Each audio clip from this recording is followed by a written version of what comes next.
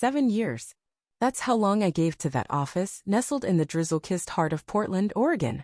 The building itself wasn't much: old brickwork, drafty windows that rattled when the wind howled, and a coffee machine that coughed more than it brewed, but it was mine. Or at least it felt like it. I was Laura, communications specialist turned unofficial everything onboarding whisperer, crisis diffusal expert, and last-minute pitch fairy.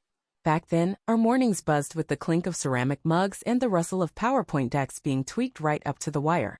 I'd walk in at 8:12 sharp, settle at my desk by the window, and say good morning to Tyler, perpetually late, and Grace, queen of sticky notes. I loved that team. We were scrappy, yes, but we had heart. There was even a little notebook in my drawer filled with process maps I'd built to help new hires navigate the chaos. No one asked me to do it. I just cared. And people noticed. Our CEO once called me the culture keeper during a team dinner, half joking, half sincere.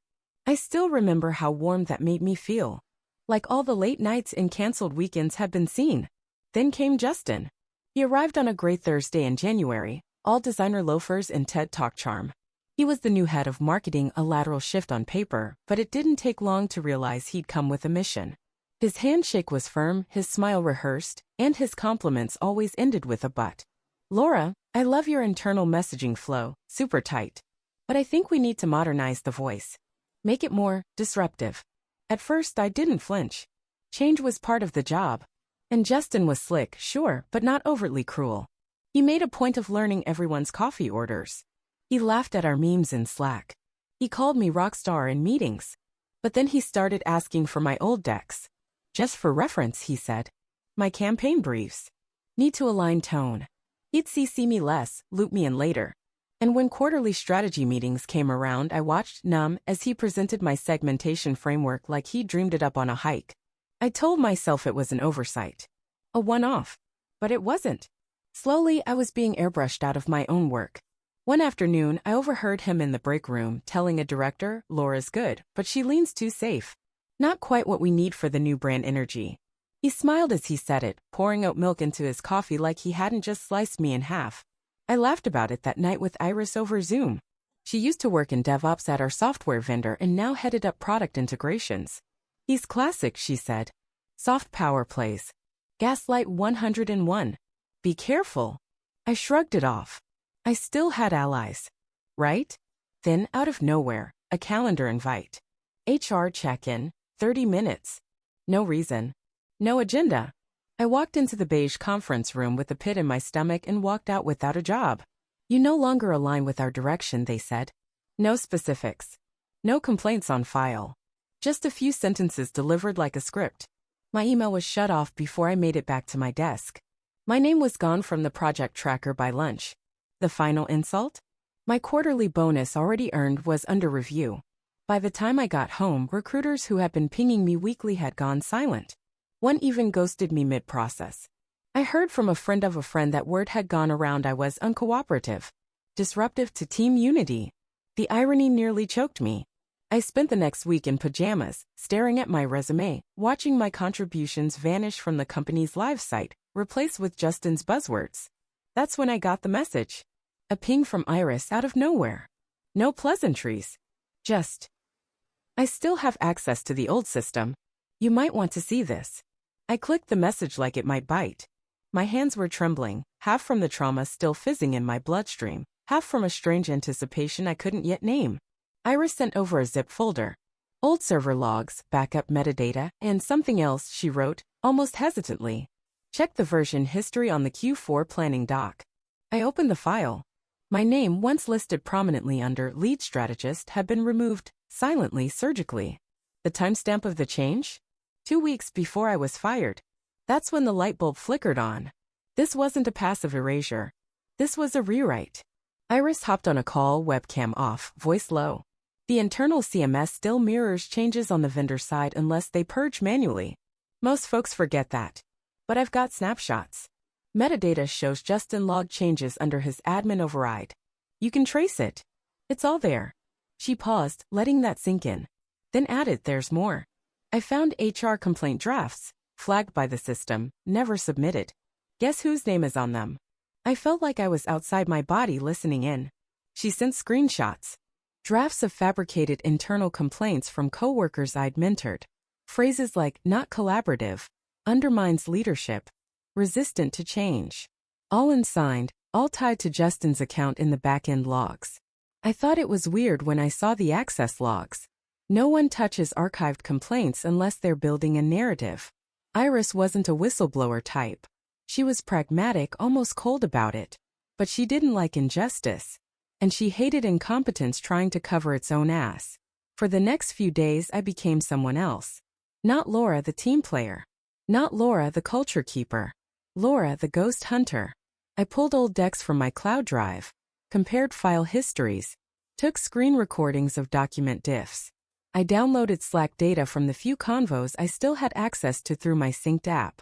What I found made my stomach drop. Justin had subtly been casting doubt about me in private channels.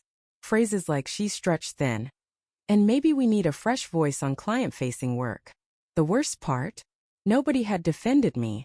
I found the internal email chain about revoking my bonus after the quarter had closed, just days before I was fired.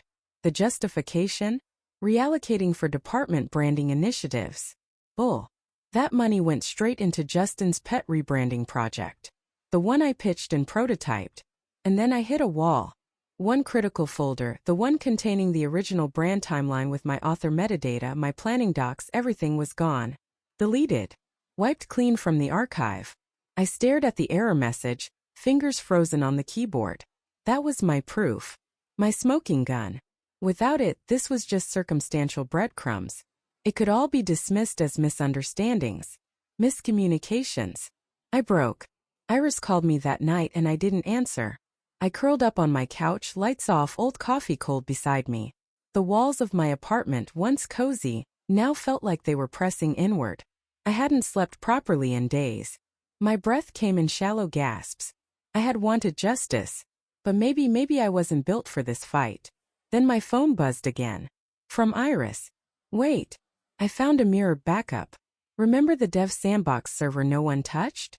Guess what autosyncs there? Give me an hour. It was like a flare in the dark. I sat up, blanket sliding off my shoulders, heartbeat hammering. 1 hour later, the folder was back. Original timestamps. Author data. Every version. Every edit. All mine. Sleep came in broken patches after that, as if my brain couldn't decide whether I was being hunted or hunting.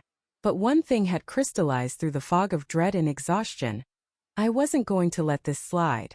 The next morning, I sat at my kitchen table with a legal pad and coffee I couldn't taste.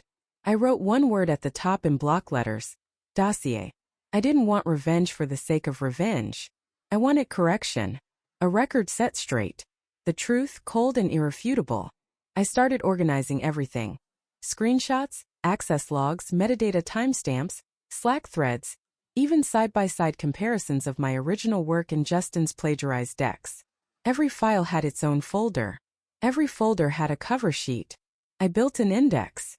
I included a changelog showing who edited what, when, and how many times Justin had overridden my authorship tags.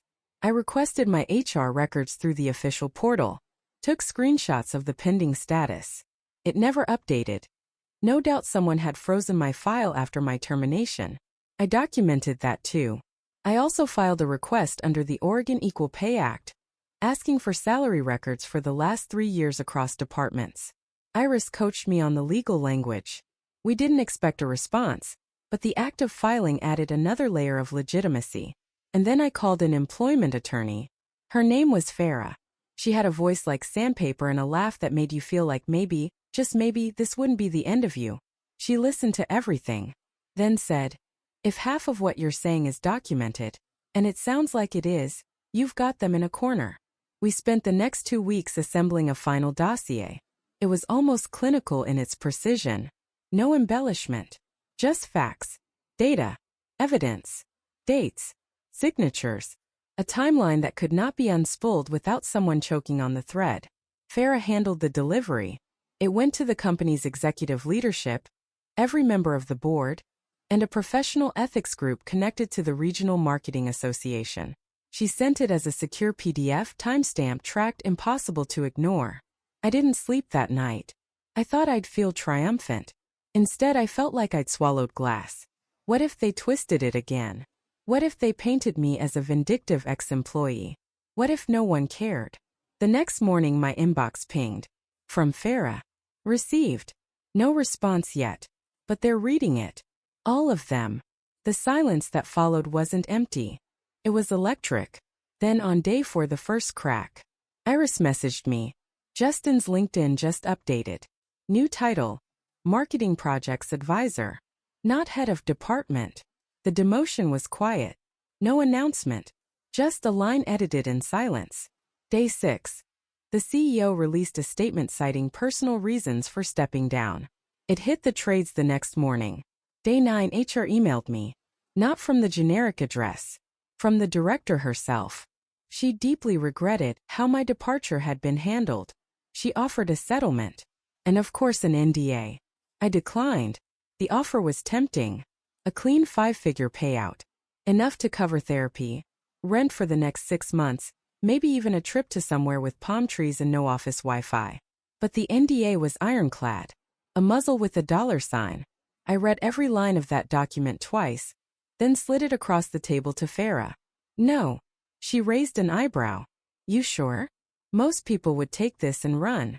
Most people weren't erased like a typo, I said quietly. I want my name back. Not their hush money.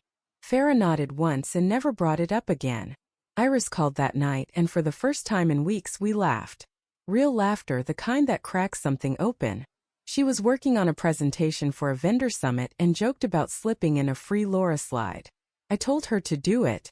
We both knew this wasn't over, not really. Reputations don't rebuild overnight.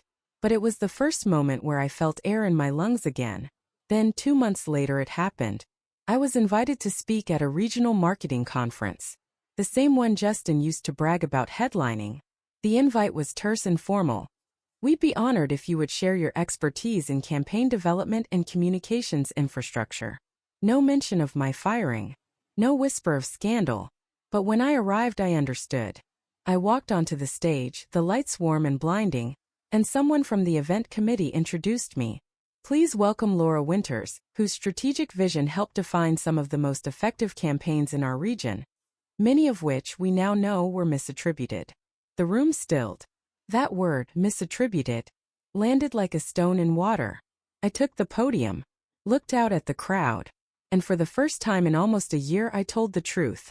Not a sob story, not a smear campaign, just facts. How easy it is to be made invisible. How quietly theft can wear a smile. How a good reputation is no match for a bad actor with access and charisma. But also how the truth leaves footprints. Digital, human, emotional. I didn't name Justin. I didn't have to. When I finished, the applause was soft but real. No standing ovation. No parade. Just a room full of people who saw me again. I stepped down from the stage lighter than I'd felt in years. The weeks after the conference were surreal. Old colleagues started crawling out of the digital woodwork. Some sent brief apologies. Others didn't even try to justify their silence. Just a "Hey, I heard you spoke at CascadeCon. You crushed it." I responded to none of them. You learn something when people ghost you at your lowest. Silence is a choice. So is memory. And I wasn't in the business of offering easy redemption. But that didn't mean I was unscathed. The insomnia came first. Then the muscle twitches in my left eye. Anxiety would curl around my lungs every time I opened my email, even if it was just a newsletter or a receipt. My therapist called it residual trauma. I called it living in a world where someone tried to delete you like a bad draft. I wasn't a hero. I was a tired, middle-aged woman who had kept receipts, who built a paper shield from lies and let the truth swing the sword. Some nights, I'd reread the Slack messages from Iris, just to remind myself I hadn't imagined the whole thing, that someone had stood beside me, even when the walls were closing in. And it wasn't just her. Farah had taken my case because she believed in professional ethics. The event planner who invited me to speak had told me, quietly after the conference, we knew. People talk. We were just waiting for the proof. The thing about people like Justin is they rely on whispers, on plausible deniability, on charm thick enough to distract the boardroom while they pickpocket the people doing the actual work. But he forgot something. Truth leaves trails. Even when they're faint. Even when they're buried in version histories and Slack archives and meeting minutes nobody reads. I became someone who read them all. One by one, I began picking up freelance work again. Small contracts. Advisory gigs. Nothing flashy. But each project came with a little more confidence. A little less fear. People weren't just hiring my skills. They were hiring my story. The woman who refused to be rewritten. And slowly, the ghosts stopped following me. There's a moment after you've survived something soul-rattling where you stop bracing for the next blow. It doesn't come all at once, it creeps in subtle. You stop double-checking locks. You wake up one morning and realize you didn't dream about being cornered in an HR office. That's where I was when the email came. Subject line, recognition nominee, Marketing Integrity Award. At first, I thought it was a scam. Some clickbait scheme wrapped in a shiny bow. But when I opened the message, I saw the sender, National Association of Ethical Marketing. I stared at it for a full 5 minutes before the word sank in. Someone had nominated me. It wasn't about the campaigns. Not the metrics. Not even the client retention. It was about the stand I took. The quiet, devastating act of saying no to an NDA. Of choosing transparency over payout. Of documenting everything even when I wanted to crawl into bed and disappear.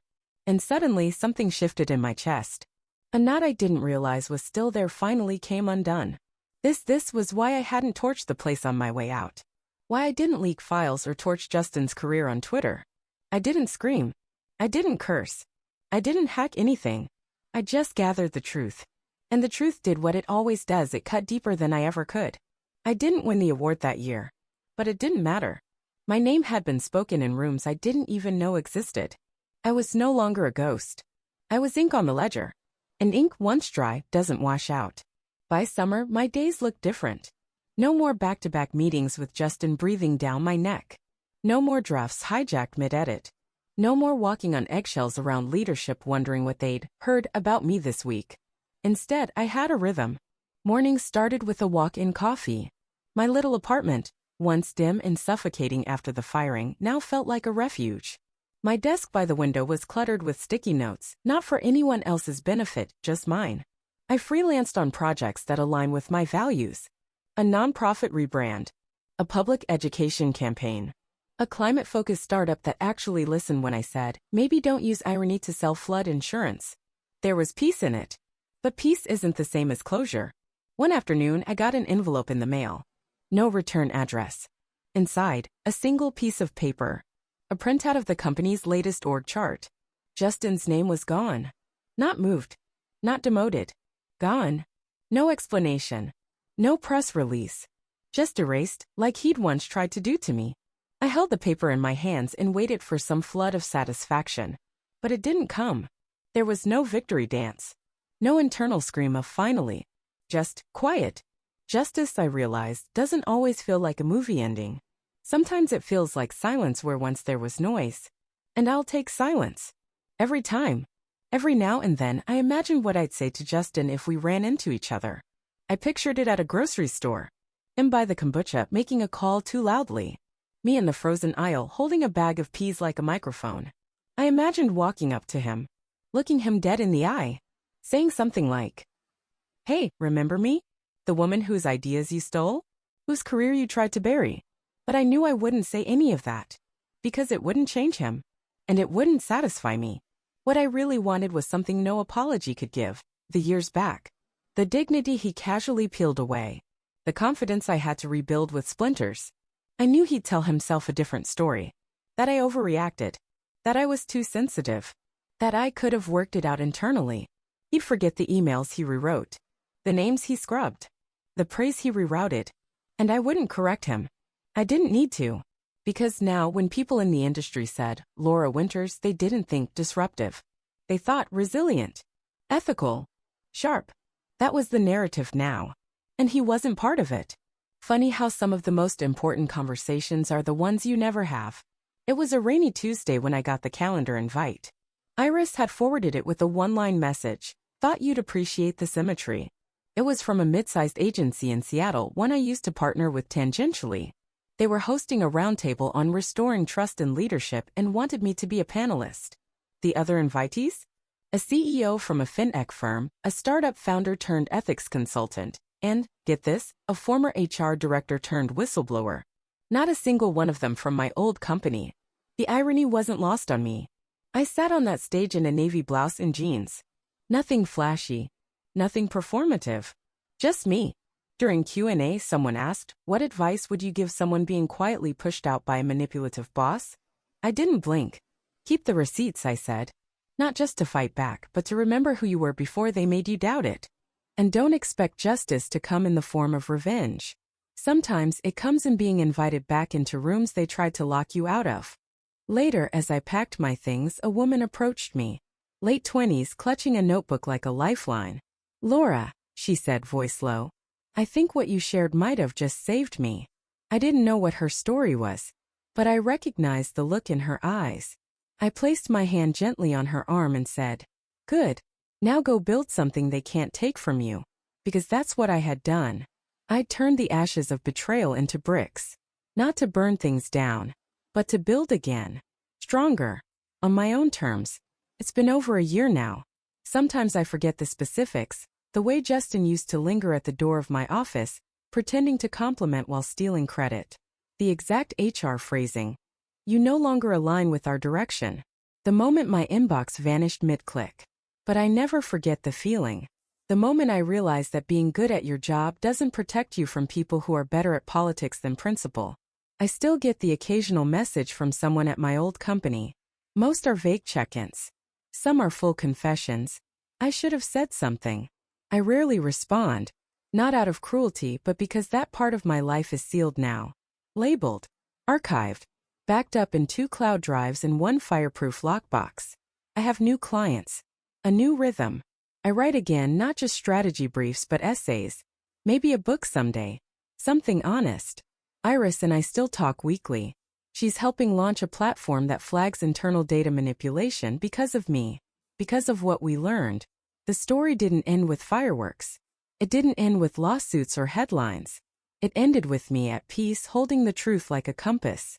And as promised, here's what I learned. I didn't scream. I didn't curse. I didn't hack anything. I just gathered the truth.